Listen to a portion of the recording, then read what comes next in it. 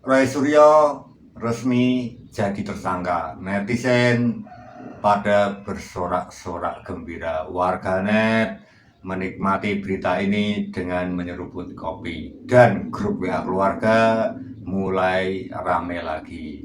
Sang pakar segala hal, dari megapiksel, stupa, sampai ijazah palsu, akhirnya kepleset di mulutnya sendiri.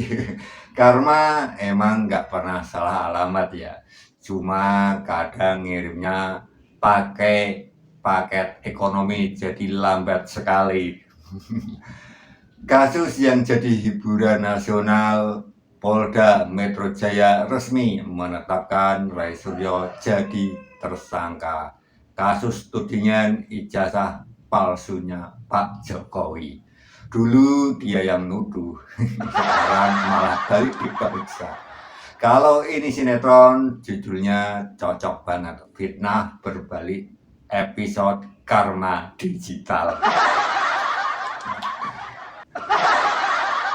Polisi bilang ada dua klaster, klaster 1 dan klaster 2. Kayak sekolah aja ya, tapi bedanya yang ini bukan pelajaran informatika, melainkan pelajaran etika. Berkomentar di dunia digital. Roy masuk klaster yang kedua. Udah kayak kuliah aja ini. Mungkin karena udah tingkat lanjut. Dalam hal komentar pedas tapi minim bukti. Penyidik bilang prosesnya lama karena harus cek digital forensik. Ya wajar sih, jejak digital Roy itu kayak sinyal wifi di stasiun. Banyak dan nyambung ke mana-mana. Dari stupa, ijazah, sampai segala topik yang sebenarnya nggak perlu ikut campur. Semuanya dia ulas. Udah seperti dia itu ahli di segala bidang. Roy kayak punya hobi nasional, komentari dulu, mikir belakangan. Akhirnya dia jadi tersangka.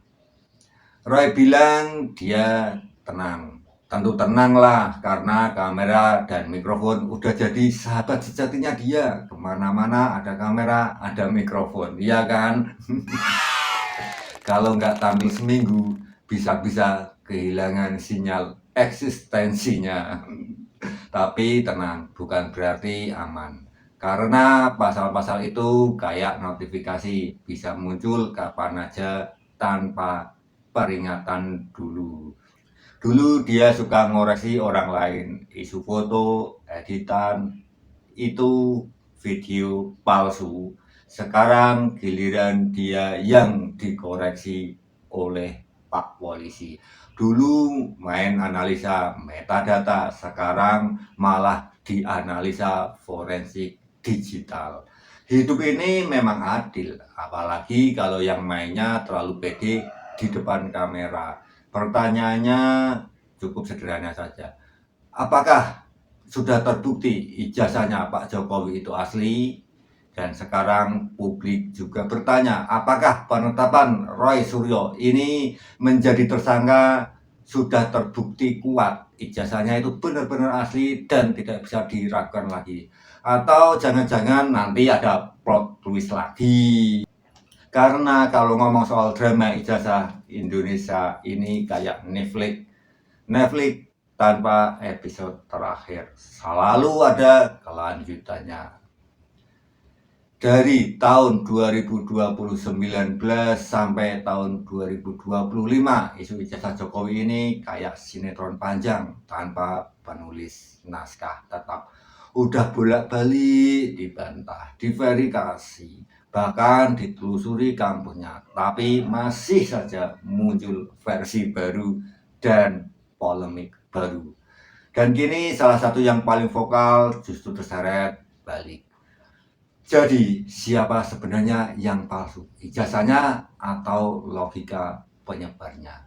Karena digital itu nggak main-main. Dulu Ray Suryo sering bilang, foto ini palsu lah, video ini editan lah. Sekarang polisi bilang, omonganmu kita periksa datanya. Kalau dulu dia jadi saksi ahli, sekarang giliran dia yang disaksikan oleh forensik.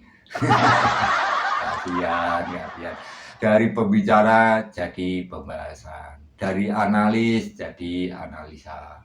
Hiburan dan pelajaran dalam kasus ini sangat lucu, tapi juga ngasih pelajaran penting. Kalau mau ngomong, cek dulu datanya, karena sekarang zaman serba digital.